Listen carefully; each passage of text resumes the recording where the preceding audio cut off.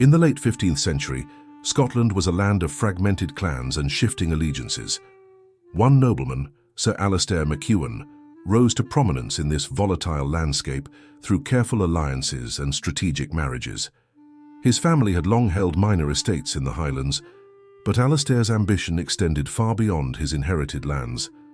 Guys, can you help me to hit 1,000 subscribers on this channel? And it's my dream, sorry for interruption. It's humble request, let's jump into the video. Alistair demonstrated early political skill by mediating disputes between neighboring clans. These negotiations gained him recognition from both local leaders and the crown. By the age of 25, he had secured a position as a minor advisor to King James IV, a role that allowed him to gain insight into the workings of power at the royal court. His ability to navigate court politics was enhanced by his educational background. Alistair had studied law and military strategy under the guidance of scholars who had connections to continental Europe.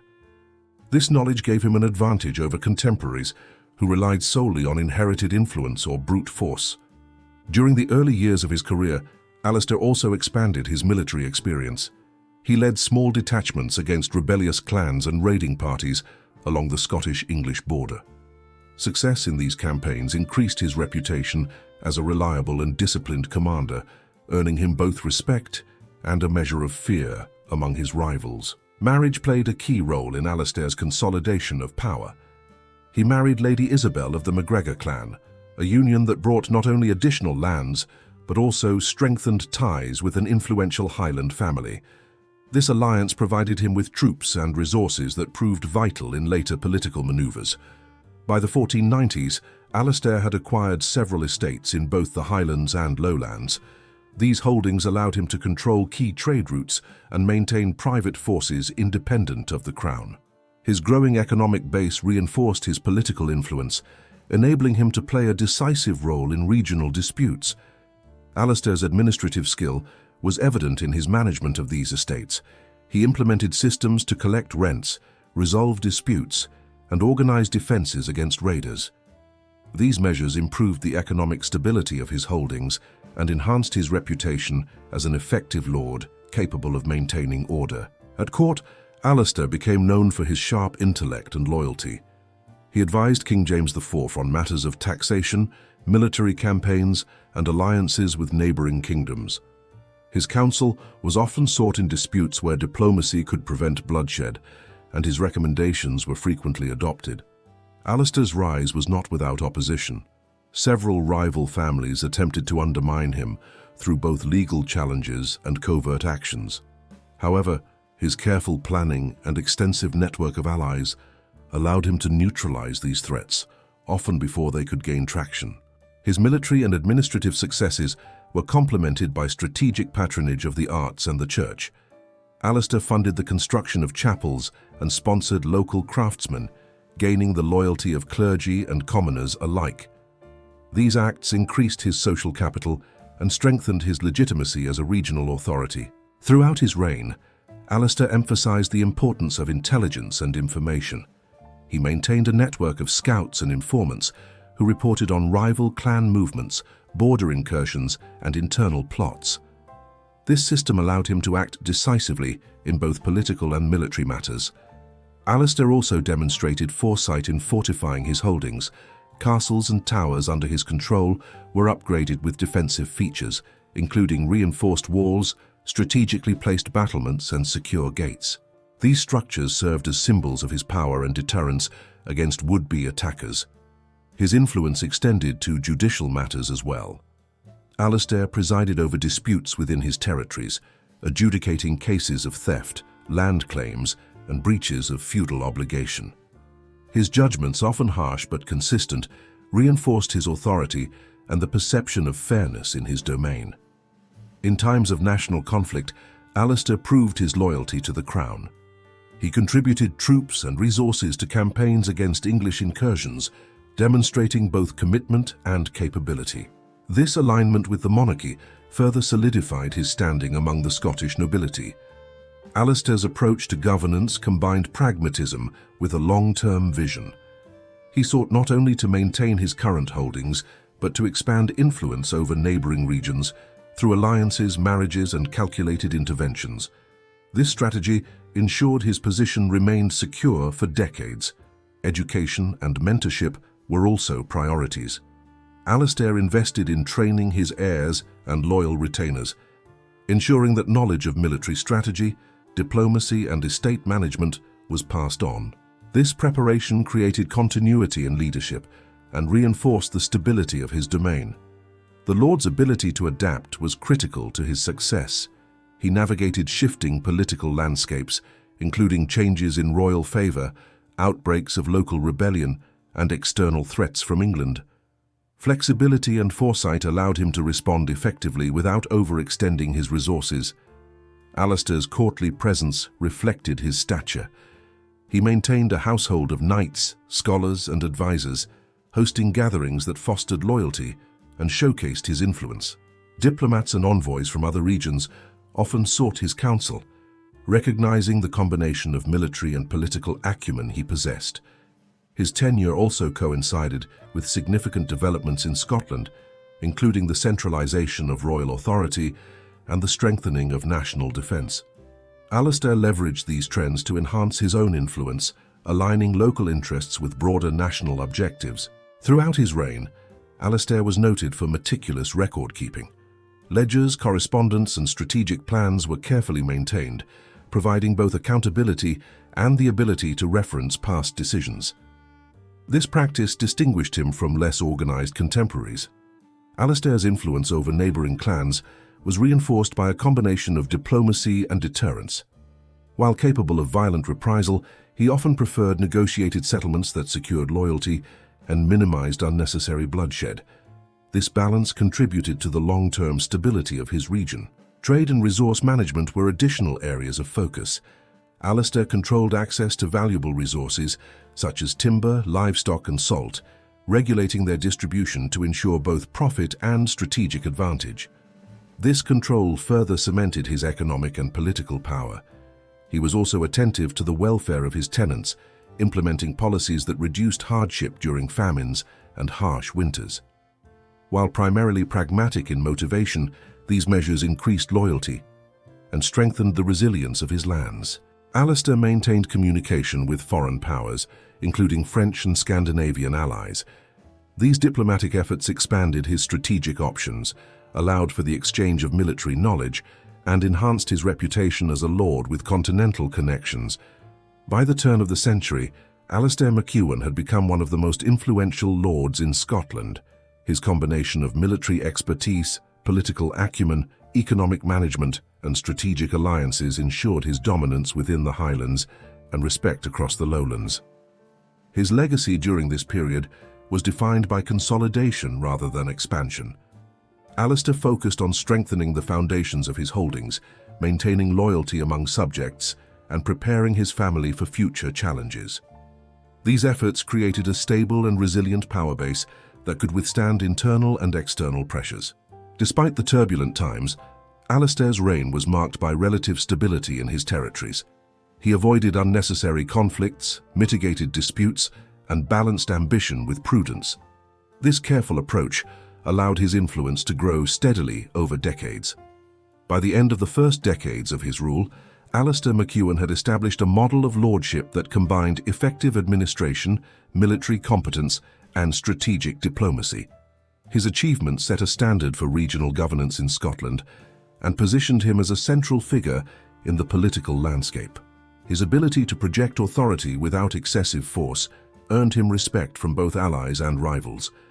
While feared in some quarters, he was recognized for the effectiveness of his leadership and the stability he brought to a historically fractious region. Alistair's long-term vision was evident in the cultivation of both human and material resources.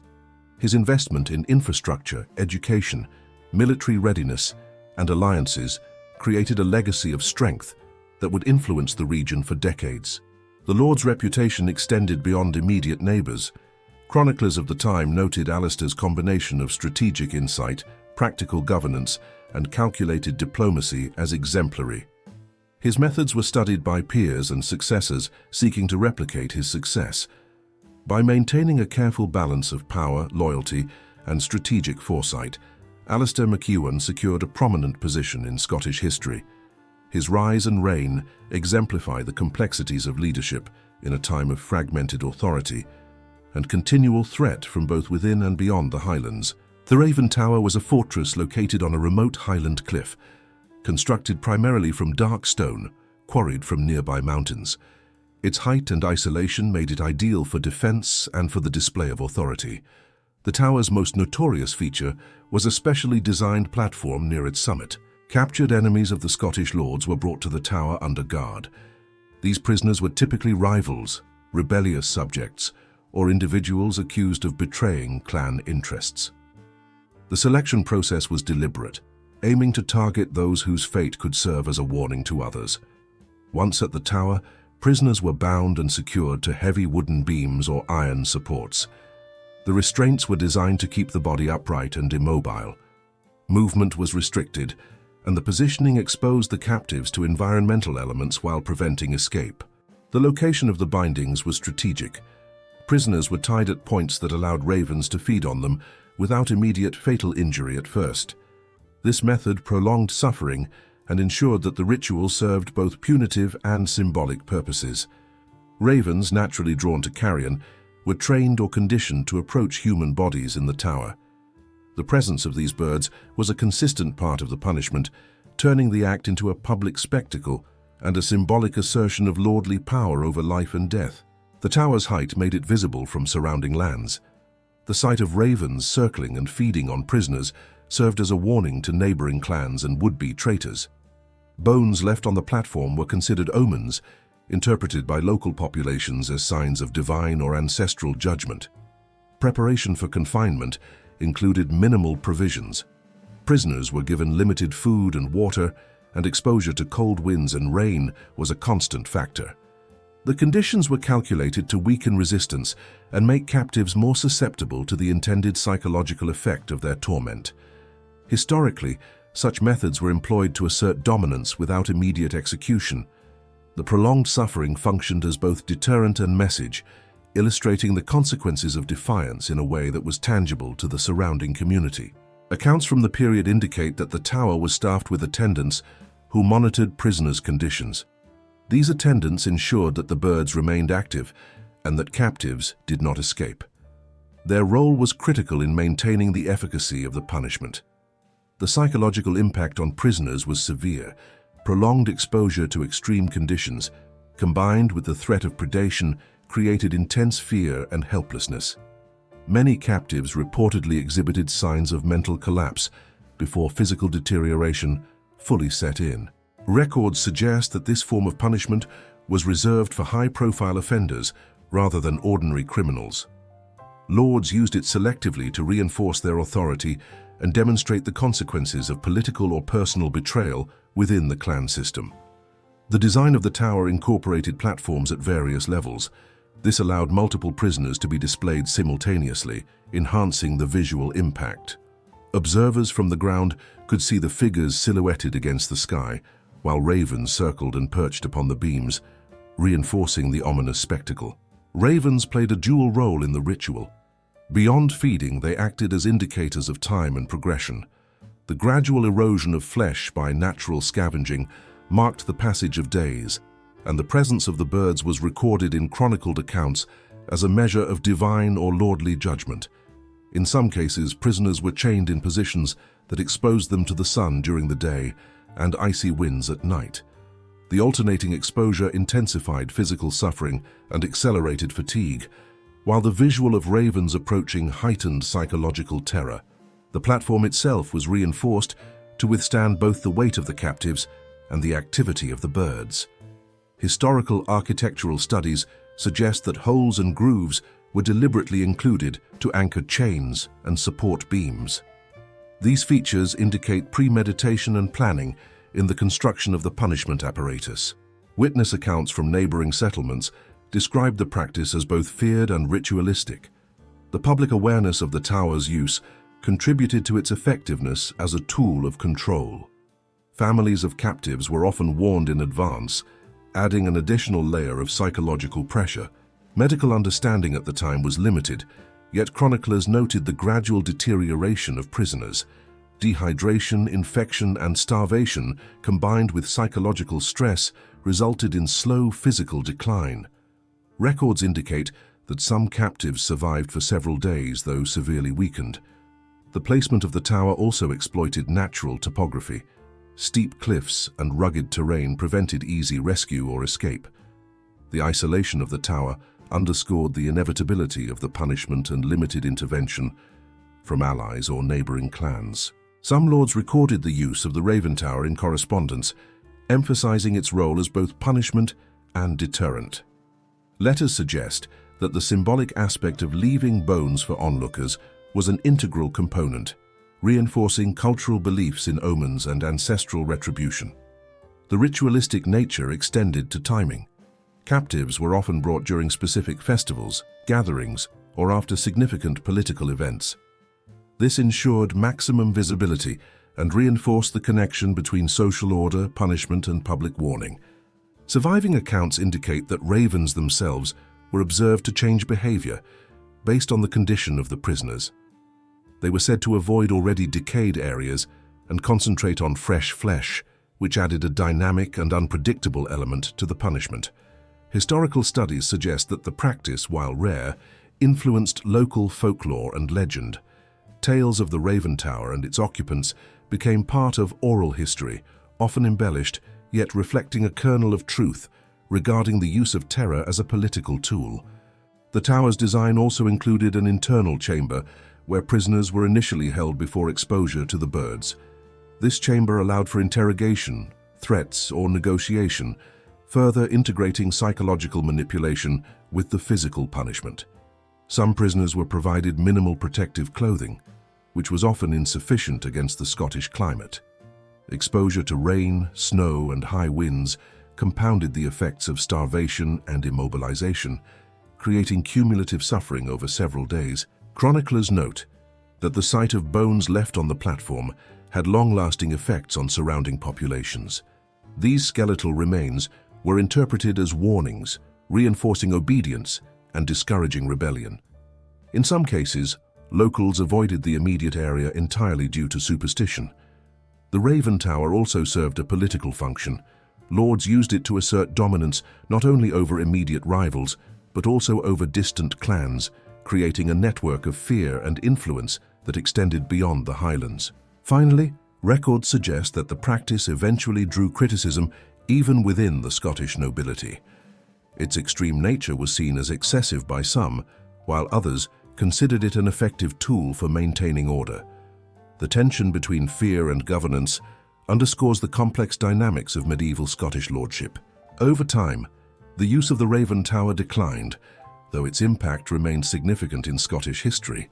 The practice was gradually phased out as political structures changed and centralized royal authority strengthened. Lords increasingly relied on imprisonment or execution rather than prolonged displays of terror. Despite the decline in use, the tower itself remained a prominent landmark. Its dark stone walls and high platform continued to serve as a reminder of the consequences of defiance.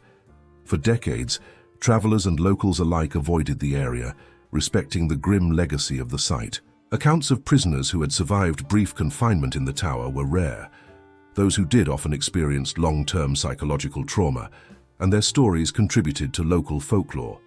Their testimonies emphasized the terror induced not only by the birds, but by isolation, exposure, and immobilization. The symbolism of the tower persisted in clan politics. Even after active use ceased, leaders referenced the tower in negotiations and threats. The visual memory of its platform and the reputation of the Ravens maintained its role as a deterrent against rebellion and betrayal. Historians note that the practice at the Raven Tower reflected broader trends in medieval Scottish punishment.